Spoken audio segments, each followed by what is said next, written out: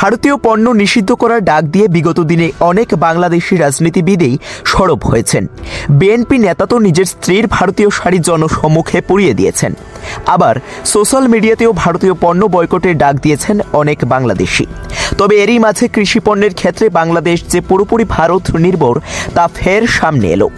Report অনুযায়ী গত কয়েকদিনে বাংলাদেশের উত্তরে অবস্থিত বাংলাবান্ধা স্থলবন্দর দিয়ে সেই দেশে গিয়েছে সর্বমোট 180 টন ভারতীয় পেঁয়াজ। এই বাংলাবান্ধা স্থলবন্দরটি 4 দেশীয়। সাধারণত এখান দিয়ে পাথর আমদানি করে বাংলাদেশ, তবে বর্তমানে এখান দিয়ে পেঁয়াজ এবং আতপ চাল আমদানি করছে তারা।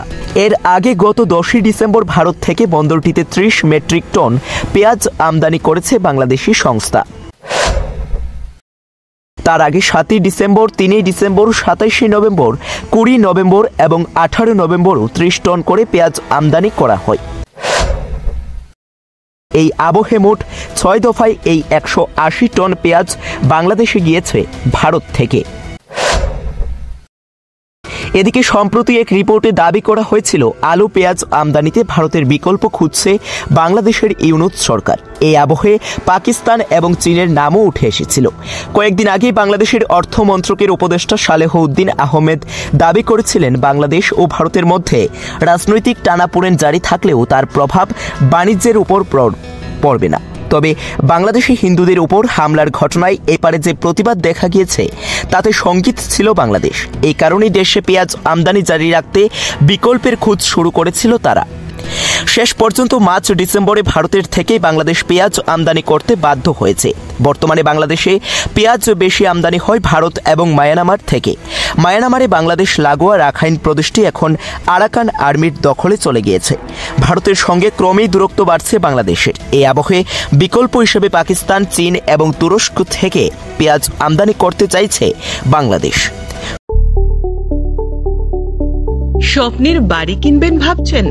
দেরি না করে চলে আসুন আরবি কনস্ট্রাকশনে। অত্যাধুনিক সুযোগ সুবিধা সহ আপনার সাধ্যের মধ্যে ফ্ল্যাট পাবেন আমাদের এখানে। রয়েছে ব্যাংক লোনের সুবিধাও। আগরতলার সার্কিট হাউস, দুর্গা চৌমুহনী, প্রগতি রোড ও কলেজ টিলার মূল সড়কের পাশে। কলকাতার নাগের বাজার, কৈখালি, মালিবাগানে রয়েছে আমাদের ফ্ল্যাট। প্রতিটি ফ্ল্যাটে রয়েছে পার্কিং ও লিফটের সুবিধে, পরিশোধিত পানীয় জল, জেনারেটর সহ আলাদা ট্রান্সফরমার।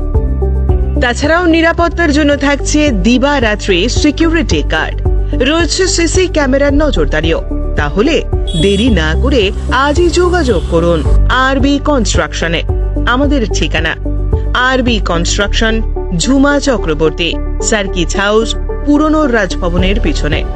যোগাযোগ 8787495180 এবং 9436123139 এই নাম্বারে। জুড়ে থাকে বাঁধন আপনার চেয়েও আপন,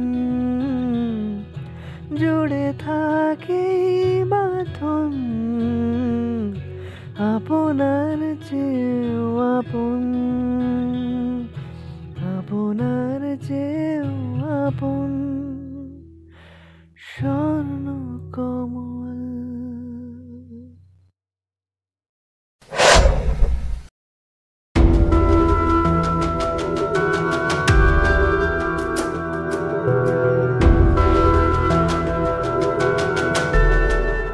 ব্যুরো রিপোর্ট, JM24 নিউজ।